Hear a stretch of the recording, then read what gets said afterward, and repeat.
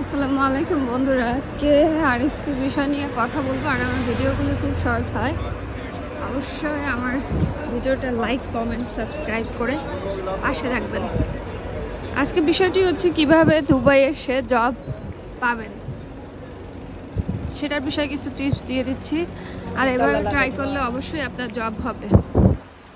তো প্রথমত হচ্ছে দুবাইতে এসে আপনারা বাংলাদেশ থেকে যখন আসবে, যে কান্ট্রি থেকে আসেন না কেন, যে বিষয়ে আসেন যদি নিজেরা জব ঠিক করে আসেন, দ্যাটস গুড।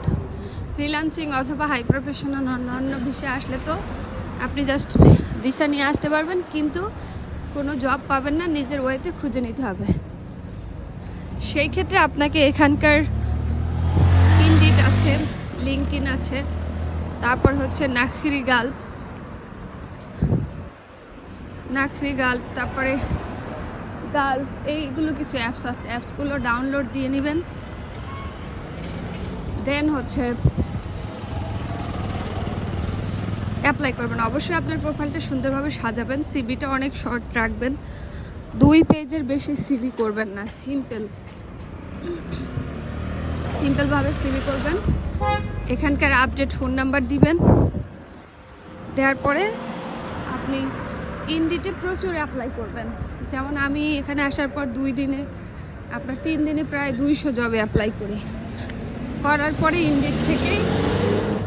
ইনডিটে আপনার অ্যাকাউন্ট থাকলে ইনডিটে দেখতে পারবেন যে কোন কোন কোম্পানি আপনার সিভিটা ভিউ করেছে। আবার ইনডিটে ওরা আপনাকে মেসেজ দিবে, এরপরে ওরা আপনাকে SMS দিবে, এবং হচ্ছে কি আপনাকে কিছু হচ্ছে জিমেইলে আপনাকে মেসেজ দিবে, আপনার নাম, ঠিকানা, টাইম, লোকেশন পাঠিয়ে দিবে, আপনি গিয়ে ইন্টারভিউ দিয়ে আসবেন। এই ক্ষেত্রে অনেকগুলো জব আবার হচ্ছে স্ক্যাম থাকে। আসার পর ওরা আবার টাকা চায় ইন্টারভিউ দেওয়ার পরে।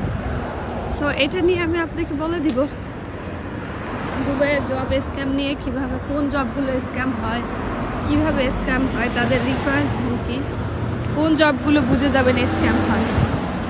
বাট আপনি যেই ট্রেডে থাকেন না কেন, আপনার যে অভিজ্ঞতা থাকে না কেন, শুধুমাত্র আপনি সেখানে অ্যাপ্লাই করবেন না। বাংলাদেশে আপনি যতই ভালো এক্সপার্ট হন, আপনার অভিজ্ঞতা যতই ভালো থাকুক, দুবাইতে আপনার এক্সপিরিয়েন্স না থাকলে আপনি অ্যাপ্লাই করতে পারবেন না। সেজন্য চেষ্টা করবেন আপনার ফ্রেশার হিসেবে যত সিভি আছে ড্রপ করার।